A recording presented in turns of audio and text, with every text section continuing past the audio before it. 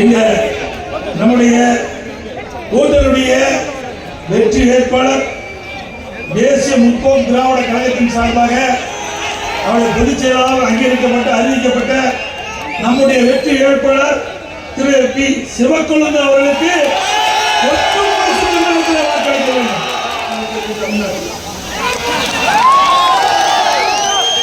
எப்பவுமே தமிழகத்தை பொறுத்த வரைக்கும் 2 கட்சிக்கு தான் போட்டி. அது எந்த கட்சிக்கு உங்களுக்கு தெரியும்? அண்ணா திமுக.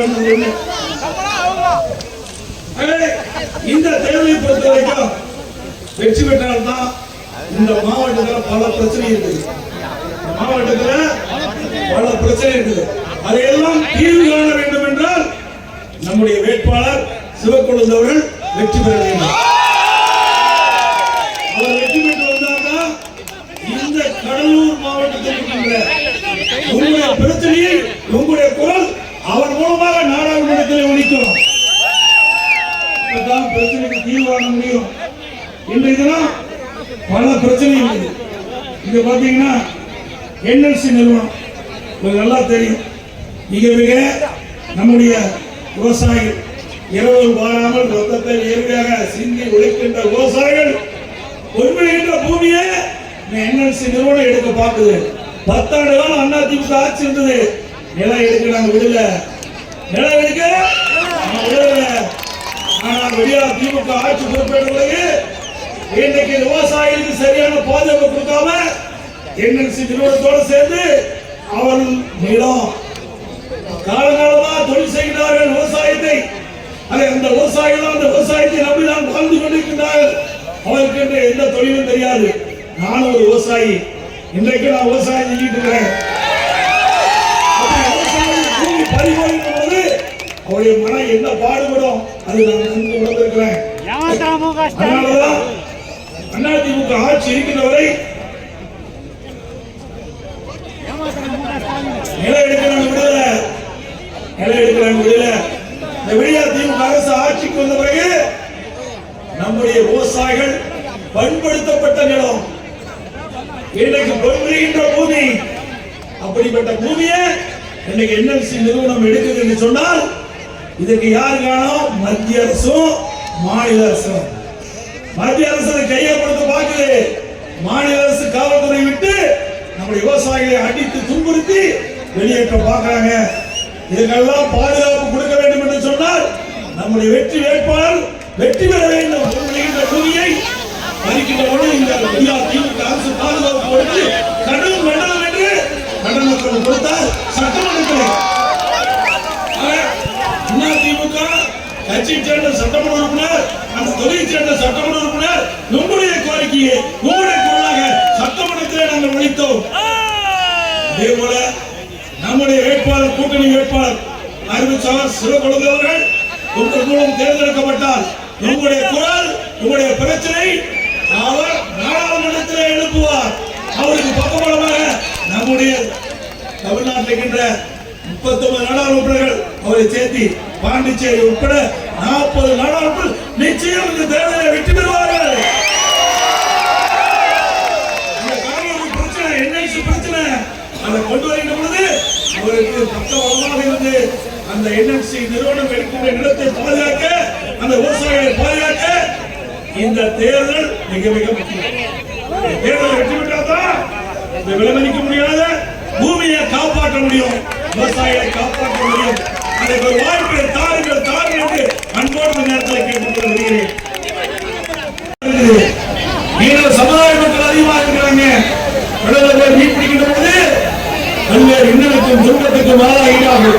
அந்த மீனவருடைய பிரச்சனைகளும் தீர்க்க வேண்டும் என்று சொன்னால் நம்முடைய வேட்பாளர் வெற்றி பெற்று நாடாளுமன்றத்தில் போக வேண்டும். கடலாம் மத்திய அரசாங்கத்துக்கு உட்பட்டது, கடலாம் மத்திய அரசாங்கத்துக்கு உட்பட்டது, மாநில அரசாங்கத்துடைய வருவது கிடையாது. அந்த அதிகாரத்துக்கு உட்பட்டது அல்ல, மத்திய அரசுக்கு உட்பட்டது. அப்படி கடலில் மீன் பிடிக்கின்றவர்களுக்கு பாதுகாப்பு கொடுக்க வேண்டும். அவர்கள் அண்டை நாட்டை சேர்ந்தவர்கள் கைது செய்கிறார்கள். இப்படிப்பட்ட சூழ்நிலையெல்லாம் மாற வேண்டும் என்று சொன்னால் நம்முடைய வேட்பாளர் வெற்றி பெற வேண்டும். இது மிகவே முக்கியமான தேர்தல் என்பதை நீங்கள் உணர வேண்டும். அதே போல மத்தியிலே இன்னைக்கு தேசிய கட்சிகள் மாறி மாறி ஆட்சிக்கு வருகின்றன. காங்கிரஸ் வருது, பாரதிய ஜனதா ஆட்சிக்கு வருது. எந்த கட்சி ஆட்சிக்கு வந்தாலும் தமிழ்நாட்டை மறந்துடுறாங்க. இன்னைக்கு ஆட்சி வருவதற்கு நம்ம தேவைப்படுறோம், ஆட்சிக்கு வந்த பிறகு நம்ம மறந்துடுறாங்க. இதற்காகத்தான் அனைத்து இந்திய அண்ணா திராவிட முன்னேற்ற கழகம் கூட்டணியை வைக்கவில்லை. நம்ம சுதந்திரமாக செயல்பட வேண்டும், நம்ம சொந்த காலில் நிற்க வேண்டும், யாருக்கு அச்சப்பட வேண்டியதில்லை. ஏழு சொல்ல முழுமையை காக்க வேண்டும். இதுவரை நாம் பல முறை காங்கிரஸ் கட்சிக்கு ஆதரவு கொடுத்திருக்கிறோம், பாரதிய ஜனதா கட்சிக்கு ஆதரவு கொடுத்திருக்கிறோம். ஆனால் தமிழகத்திற்கு தேவையான திட்டங்கள் அவர்களால் கொடுக்க முடியவில்லை. மாற்றாண்டாய் பிள்ளைகளை போல் பார்க்கிறார்கள் தமிழ்நாட்டை.